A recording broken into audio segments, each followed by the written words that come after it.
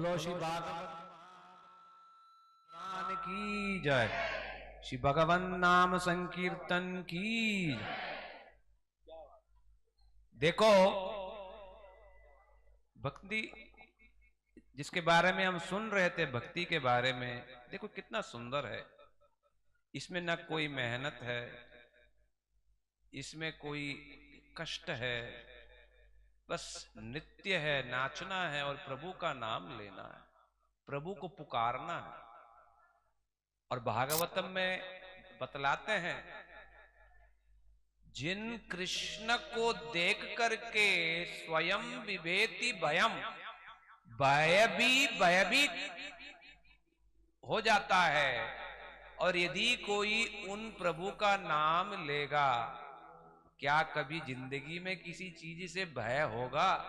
सबसे बड़ा भय क्या है? मृत्यु का भय। इससे बढ़ के कोई भय जिंदगी में और कुछ नहीं। कल क्या होगा, बुढ़ापे में क्या होगा, मरने के बाद क्या होगा। और कहते हैं भगवान का नाम यदि कोई लेगा उसको भय सताएगा। जिन प्रभु को देख करके भयभीत हो जाता है, यदि कोई उनका नाम लेगा, क्या कभी उसको कोई भय होगा? भय नहीं होगा। विमुच्यते, वो साथ ही साथ सद्यो विमुच्यते, वो साथ ही साथ संसार से मुक्त हो जाएगा। बोलो भगवान नाम संकीर्तन की। तो इसलिए भगवान का नाम लेने में संकोच मत करो। यही भक्ति। भक्ति क्या है? भगवान को निस्वार्थ पूर्वक पुकारना ही भक्ति है, प्रेम है। भगवान के लिए जीवन जीना, भगवान को समर्पित करते हुए कार्य समूहों को करने को ही भक्ति कहते हैं। भक्ति कोई सेंटिमेंट नहीं है, भक्ति कोई मन की भावुकता, ये सब चीज नहीं है। ये भगवान के साथ संबंध युक्त, भगवान कृष्ण मेरे हैं, मेरे बिना इनकी कौन सेवा, या मैं करूंगा नहीं तो कौन करेगा सेवा। ऐसी ममत्व के साथ, भावना के साथ कोई यदि भगवान के नाम लेगा और सेवा करेगा, इसी को शुद्ध भक्ति या शुद्ध प्रेम कहते हैं। और भागवत महापुराण का मूल लक्ष्य इस प्रेम को समझाना ही है, दूसरा और कोई इसका लक्ष्य नहीं है। शुरू से लेकर समापन तक प्रेम प्रेम प्रेम प्रेम। वो प्रेम की प्राथमिक दशा को भक्ति कहते हैं। उस प्रेम की प्राथमिक दशा को भक्ति कहते हैं। वही जब पक जाता है उसको प्रेम कहते हैं। इस प्रेम को समझाना ही इस भागवत का लक्ष्य है। इसलिए ये जो 5-6 दिन रह गया, मेरे साथ सब लोग चलिए और इस भक्ति क्या है और ये प्रेम क्या वस्तु है, धीरे धीरे हम लोग सुनते हैं। गुरु महाराज जी ने जैसा सिखाया और भागवतम में जैसा है, हम लोग वैसा ही सुनते हैं। और जो अपना जीवन है, ये जीवन को हम सफल बनाते हैं। तो देखिए, शौनकादि ऋषि मुनियों ने जब ये सब बातें सुनी और भागवत के बारे में जब सूत गोस्वामी पाद जी ने बताया, तब शौनकादि ऋषि मुनियों ने प्रश्न किया कि ये भागवत कैसे प्रकाशित हुआ, किसने लिखा, और ये वेदव्यास जी कौन है, परीक्षित महाराज जी की महिमा क्या है, और किस प्रकार से उनको शाप मिली, और ये सुखदेव गोस्वामी पाद जी कैसे वापस लौटे, कैसे इस भागवत को सुना, आप कृपा करके बतलाएं। क्योंकि ये जानना देखो जरूरी है। भागवत हमें यही सिखाता है। जैसा हम दुकान जाते हैं, खरीदते हैं, तो देखते हैं ना क्या ब्रांड है, कौन सा इसका सर्टिफिकेशन है कि नहीं है, कुछ भी मिलता है, कुछ भी थोड़ी ना ले आते हैं, नहीं लाते हैं, हम देखते हैं। ठीक वैसे ही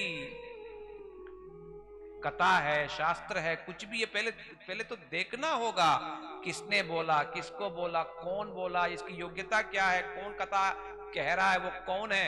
ये सारे विषयों पर हमें ध्यान देना होगा। यहां पर पूछा गया, तब सुत गोस्वामीपाद जी ने बताया कि वास्तव में भगवान श्री नारायण ही ब्रह्मा जी को सबसे पहले 4 श्लोक के रूप में इस भागवत को समझाया, बीज के रूप में। 4 श्लोक बीज है, जिसे चतुश्लोक की भागवतम कहते हैं। अब वही भागवत को ही वेदव्यास जी ने कालक्रम से बाद में विस्तार किया। तो पूछा ये कैसे किया?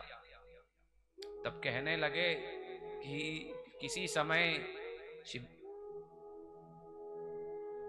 वेदव्यास जी, जो कि विष्णु ही है, विष्णु के शक्ति आवेश ये बतारावली है, कोई साधारण मनुष्य नहीं है, मानव नहीं है, भगवान विष्णु के ही व्यासो नारायण साक्षात बताया गया। तो किसी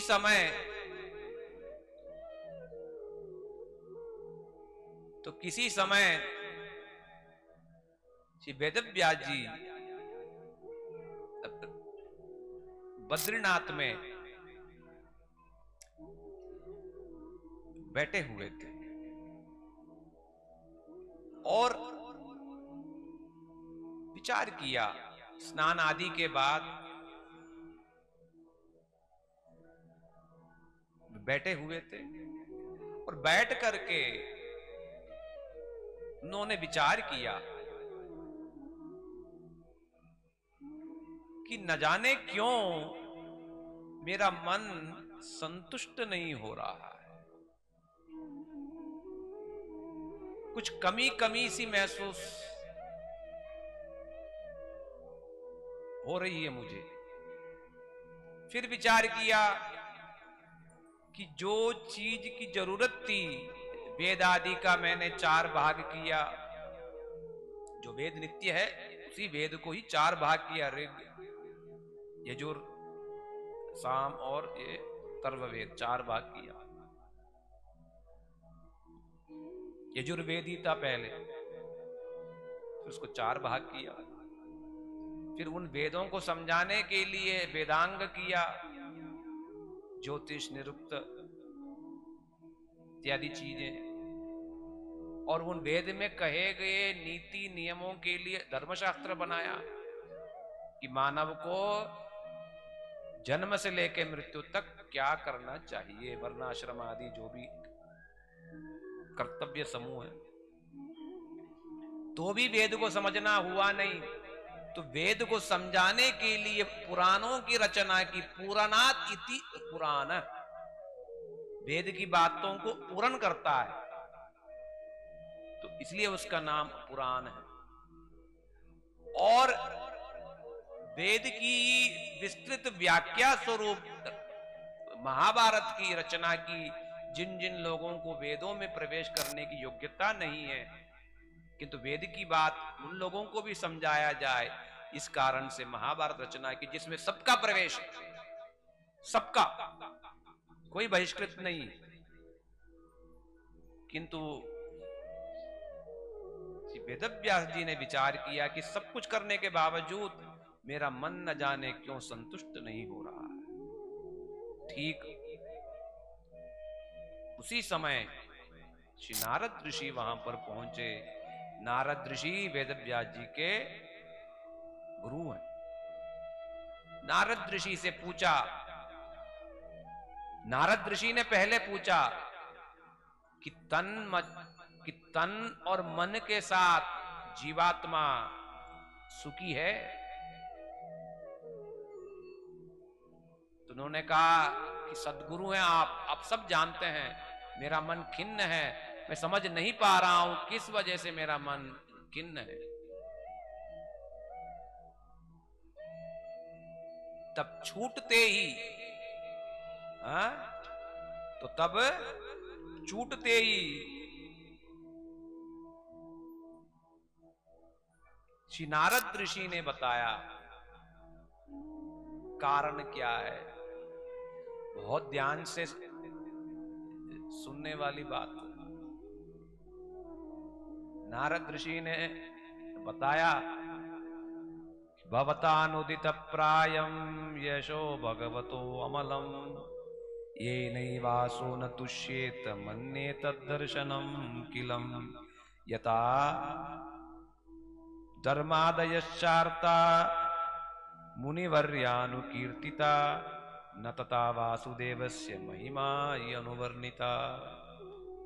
नारद ऋषि ने साफ बता दिया, भाई डॉक्टर हो तो वैसे छिपाने से क्या फायदा। नारद ऋषि ने बोला, हे ऋषिवर, आपने बहुत मेहनत किया, बहुत कुछ जीवों के मंगल के लिए। इस कलियुगी जीव बुद्धि नहीं है, याददाश्त नहीं है, पढ़ने का सामर्थ्य नहीं है, आप सब जानते थे। उन सब के मंगल के लिए आपने बहुत कुछ विस्तार किया,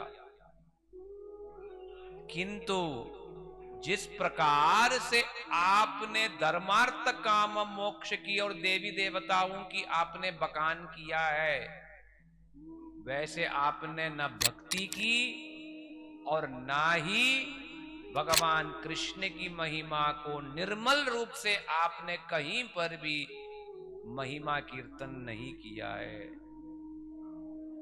सब लोग थोड़ा सा आगे आगे जाओ तो पीछे के लोग बैठ जाएंगे।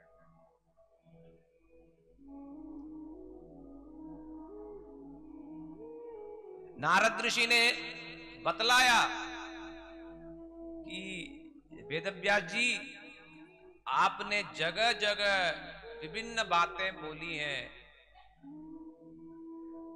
कर्म को श्रेष्ठ बताया, ज्ञान को बताया, तीर्थ स्थान को बताया, दान को बताया, बहुत प्रकार की बात। और यही नहीं, देवी देवताओं को भी कहीं ब्रह्मा को भगवान बता दी, कहीं शिव को भगवान बता दी, कहीं गणेश को बता दी, पार्वती को बता दी। आपने कुल मिला के क्या किया, आपने लोगों को कंफ्यूज करा दिया। ये नारद ऋषि ने बताया, और ये गुरु ही तो बता सकता है। आपने खिचड़ी पका दी। यहां पर वेदव्यास जी का कोई दोष नहीं है। क्यों किया ऐसा, ये भी समझना पड़ेगा। जैसे मैंने बताया, सत्व रज तमो गुण से ये विश्व बंधा हुआ है, और सारे मनुष्य सत्व रज तमो गुणों से बंधे हुए हैं। तो जो तमोगुणी व्यक्ति है, वो व्यक्ति को यदि आप कहोगे कि विष्णु को पूजो और बैठो और नाम करो, वो नहीं कर सकता है, क्योंकि सत्वगुण का कार्य है। सत्वगुण में पहुंचे बिना वो नहीं न बैठ सकता है, न भगवान का नाम ही ले सकता है। इसलिए शिव जी, इसलिए वेदव्यास जी ने बताया, तुम तमोगुणी है, कोई बात नहीं, तुम शिव जी की पूजा करो और मांस आदि का भोग लगाओ, और धीरे धीरे शिव जी की कृपा से तुम नेक्स्ट लेवल पर पहुंचोगे, रजोगुण में फिर पहुंचोगे। फिर वो रजोगुण में फिर ये गणेश जी, ब्रह्मा जी आदि की, ये सूर्य देवता की पूजा के द्वारा तुम धीरे धीरे सत्वगुण में विष्णु की पूजा में फिर पहुंचोगे। इन देवी देवताओं के कृपा के बिना ये हमारा स्तर बढ़ नहीं सकता। यही कारण था वेदव्यास जी ने तरह तरह से बातें लिखी हैं। कहीं पर जो तमोगुणी लोग है, रजोगुणी लोग है, उनको बताया कर्म मार्ग ही श्रेष्ठ है, कहीं पर बताया वर्णाश्रम श्रेष्ठ है, कहीं पर बता दिया दान पुण्य करो, कहीं पर बता दिया तीर्थ यात्रा में जाओ, क्योंकि लोग वैसे वैसे